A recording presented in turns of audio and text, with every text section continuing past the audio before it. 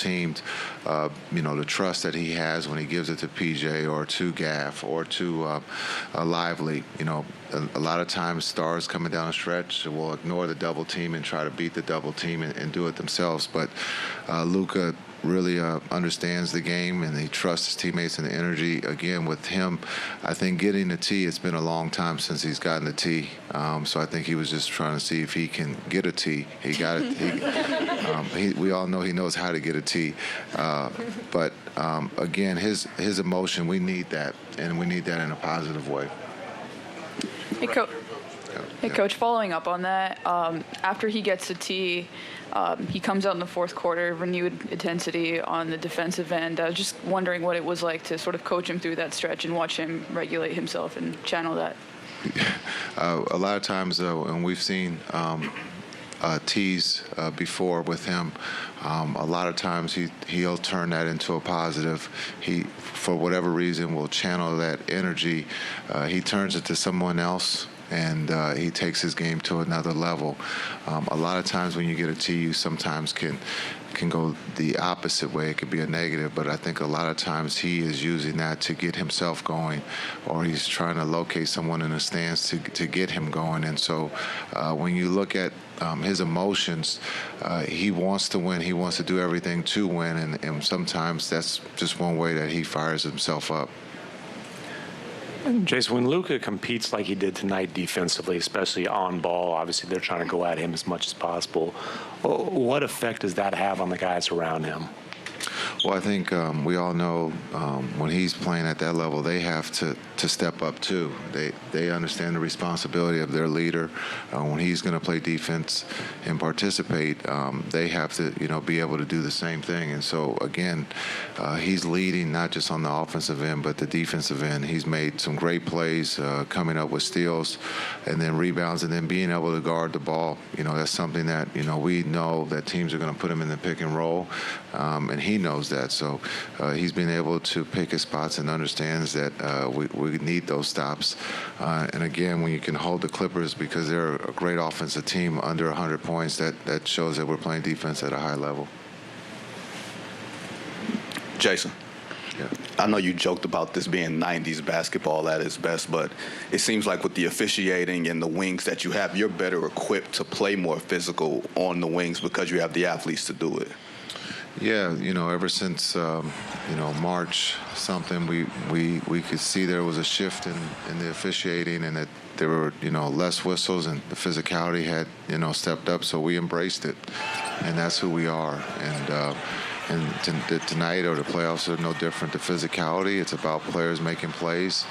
And tonight we were fortunate enough to make enough plays on both ends to find a way to win on the road. But we're not afraid of the physicality. I think that's what we were a little bit disappointed in Game 1, was that we weren't physical. Maybe the rust or maybe the time off. But again, tonight we started off, we played 48 minutes of physical basketball, and we found a way to win.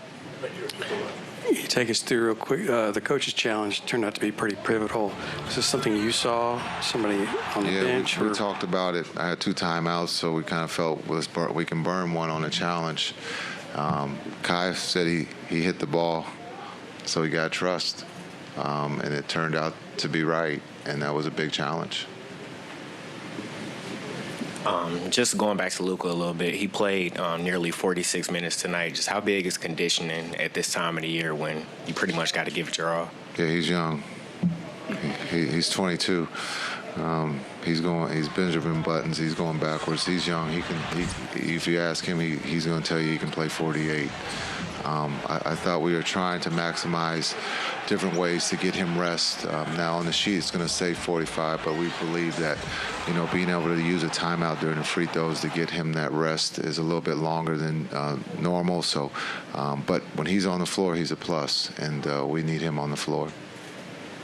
Tim Cato, The Athletic. I was also going to ask about Luka and his rest. Did Luka signal for that timeout, or did that just come from you reading where his energy levels were?